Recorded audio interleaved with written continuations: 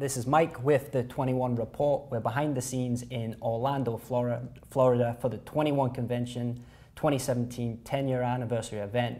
I'm here with Hunter Drew from the Family Alpha. Hunter, welcome to the show and thanks for being here. Hey, thanks for having me. It's been awesome having you, man, and you just spoke and we're going to get into some questions here.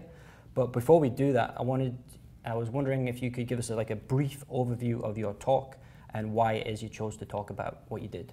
So when I first came down here, I had an entire speech set up based on family and marriage and how do you maintain, that your masculinity in marriage, basically. And when I got here, after talking with the guys, we were down at the bar, shooting the shit, and I realized that's not the company we have. That's not where these men are coming from. They're not coming entirely from, marriage. They're not coming entirely from single life, LTRs and whatnot. So the day before my speech, I decided to change the entire thing towards authenticity. So I'm writing the speech while I'm watching, Rollo and those guys up, Socrates, and I decided to write about authenticity and how do you maintain your mission and your version of masculinity in society. Awesome. So in your talk, you shared a bit of your journey, your story, and you mentioned that when you were 19, you joined the Navy. I wanted to ask, what was your biggest lesson that the Navy taught you? So the biggest lesson the Navy taught me is the concept of irrational confidence. Having confidence in yourself when everything says you shouldn't. And the Navy, they puts you in several positions. Throughout my career, I was there for 8 years. And there were many times I was challenged and I was pushed beyond what I thought I was capable of. Staying awake for 72 hours, it was actually 73 hours, because I had to work on a pump because we couldn't get underway if I didn't get it fixed. 3 days straight, no sleep. My friends would bring me monsters and food. You realize you're capable of so much more than you think. You just have to believe that you can do it and then go do it. And even if you fail, have the confidence that you believe, you can do it. Mm-hmm. So on your blog, you talk about, first and foremost, being a man, then being a husband, and also being a father.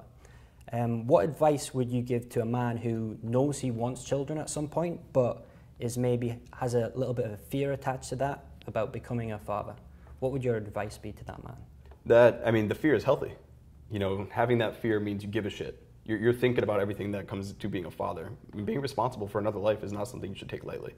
So in that, becoming a father, it doesn't dictate what the rest of your life is.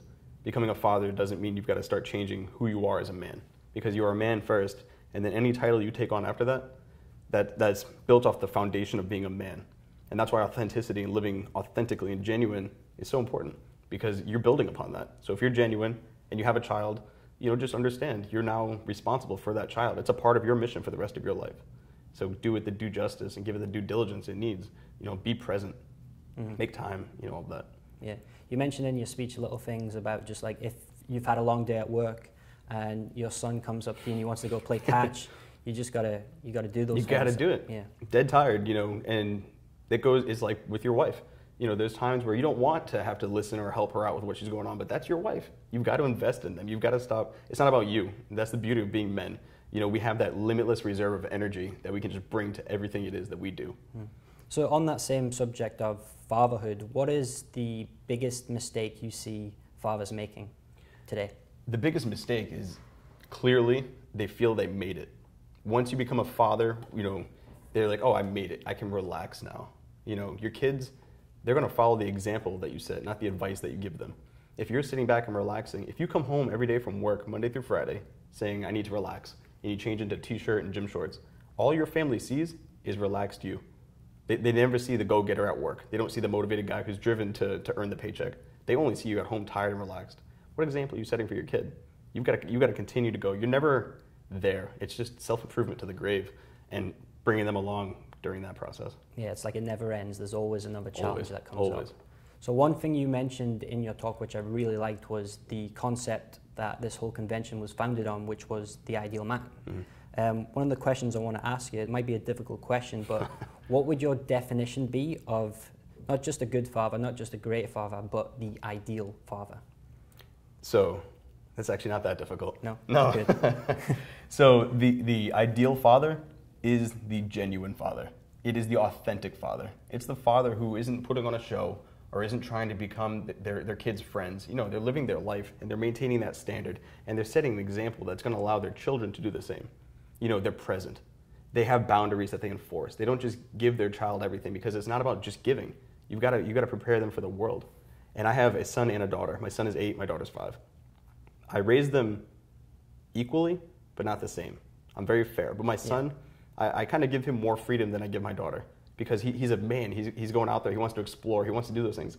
But I also have a higher expectation. He's got more chores to do. He's got more work that he has to do on his end, but that gives him freedom.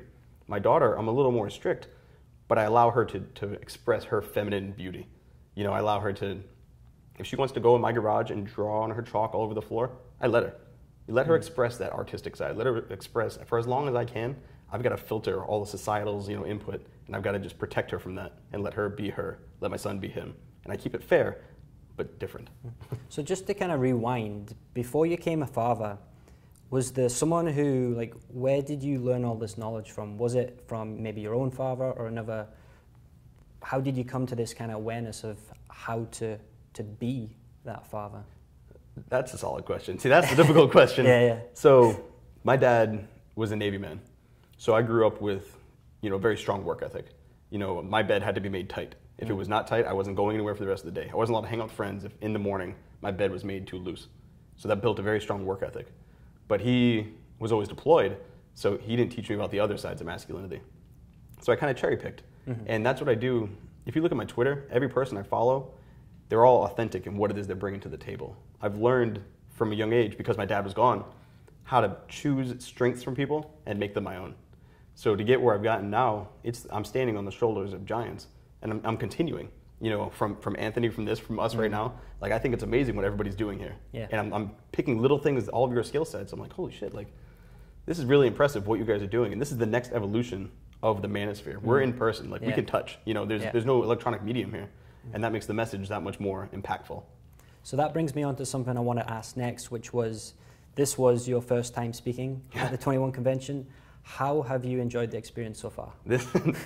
Like I was telling you before we started recording, I am having a blast. I mean, I'm able to talk about the things I want to talk about. These guys, I'm able to reach the guys and sit down and have a drink, have a meal, and let them know, like, hey, not only am I authentic, I'm a real guy, like, this is me, but also, the way text does not convey tone. Being able to stand in front of those guys and speak to them, let them see the passion. You can tell when somebody gives a shit about something. You can tell when somebody actually cares and invests their emotion into a subject. And being able to talk to them has allowed them to see, like, there are men who care. You're not alone. Nobody is alone in this walk. We're all walking. There's different paths we're walking, but we're all walking and we're all here for each other.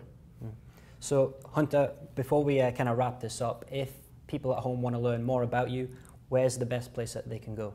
So I run the blog, thefamilyalpha.com, at that site, and I'm pretty active on Twitter. Okay. So, and what's your handle on Twitter? The Family Alpha. Awesome.